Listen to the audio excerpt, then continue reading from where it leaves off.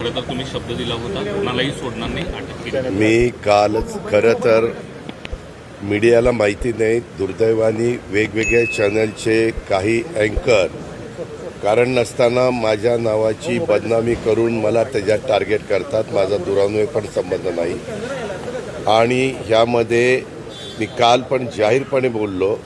मी पहिल्या दिवसापासून आमचे चोबे म्हणून CP आहेत. मी पुण्याच्याही CPला सांगितलं आणि पिंपरी चिंचवडच्याही, पण पुण्याचे CP म्हणले की दादा टोटली केस ही चोब्यांकडे. म्हणलं ह्याच्याकडे आणि त्याच्याकडे असं करू नका, जिथं कुणाची गरज लागेल त्यांनी ताबडतोब कसलाही विचार न करता ती सगळी मदत करा. त्याच्यातले बहुतेक सगळे अटक होते, परंतु दोघं अटक नव्हते. त्यांनी 3 टीम सोडलेल्या होत्या.